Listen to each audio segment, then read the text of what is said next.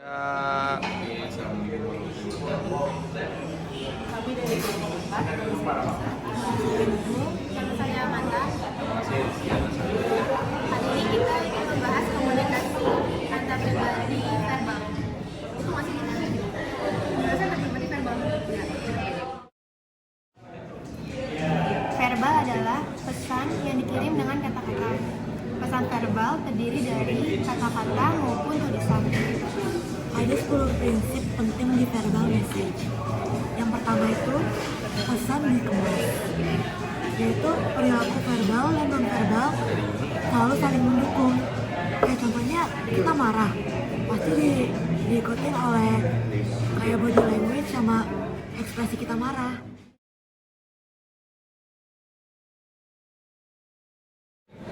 Yang kedua itu makna pesan dapat diartikan berbeda-beda oleh setiap orang. Itu maksudnya kita menciptakan makna dari pesan yang kita terima, dari pengalaman, lingkungan, dan dari perspektif budaya. Contohnya, jika kamu cari pengertian cinta, pasti di kamus itu beda kalau kamu nanya ke orang lain. Jadi artinya itu makna tidak ada pada kata-kata, melainkan di dalam diri seseorang.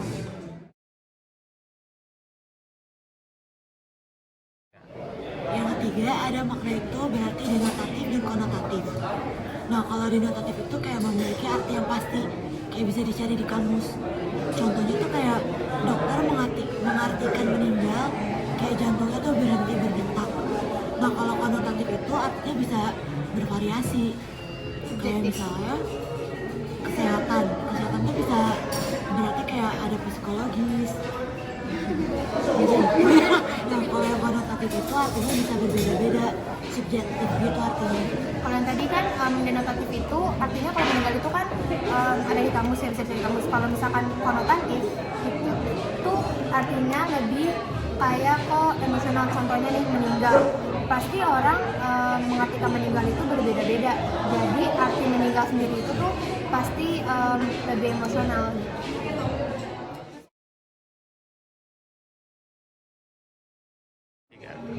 Yang keempat itu ada pesan bervariasi dalam abstraksi. Contohnya itu kesehatan. Kata kesehatan itu tuh memiliki konsep umum. Cuman kalau misalkan kita lebih spesifik, di dalam kata kesehatan itu ada arti penyakit, psikologis, terus ada terapi psikologi, terus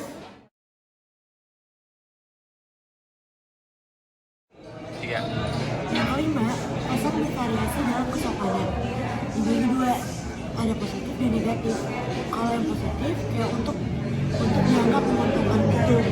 Contohnya untuk mempertahankan wajah positifnya. Nah, kalau yang negatif, kalau negatif itu tuh untuk memiliki hak melakukan hal yang kita inginkan. Contohnya kita lagi ngobrol sama teman-teman kita, terus kita ini lagi dalam kondisi yang serius, terus teman kita ngajakin bercanda, pasti otomatis kita itu nunjukin wajah negatif kita. Maksudnya kita nunjukin kalau kita lagi nggak pengen bercanda. Itu tuh maksudnya kesopanan dalam sisi negatif.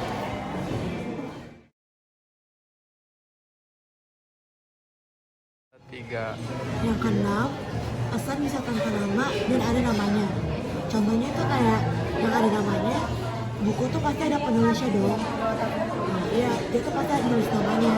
Nah, kalau yang tanpa nama, kayak mengisi angket atau kuesioner. Itu pasti kan kita kayak nggak perlu untuk mencantumkan nama, jadi kita ngirim pesannya nggak perlu pakai nama. Cuman kalau yang kirim buku itu pasti dia nyampein pesannya itu pakai namanya dia.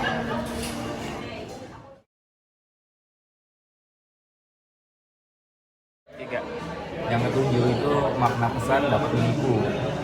Contohnya nih, seorang ngirim pesan dengan tujuan mengirim pesan yang salah. Ya kayak contohnya ya hoax lah.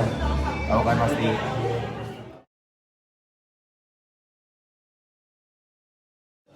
Nomor 8, pesan bervariasi dalam ketegasan. Contohnya, saat kita berada di dalam kelompok dan kita ingin mengutarakan pendapat, namun kita tidak berani mengutarakannya.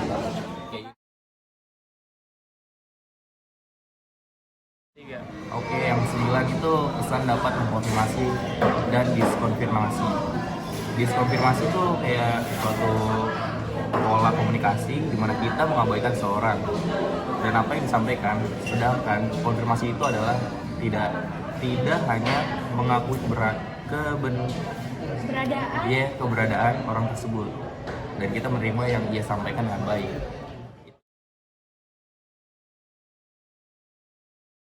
Tiga. Yang ke-10, pesan bervariasi dalam sensitif budaya.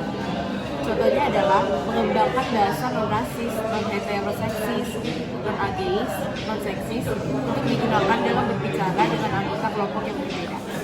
Sekian dari penjelasan kami, semoga lu paham dari episode kita.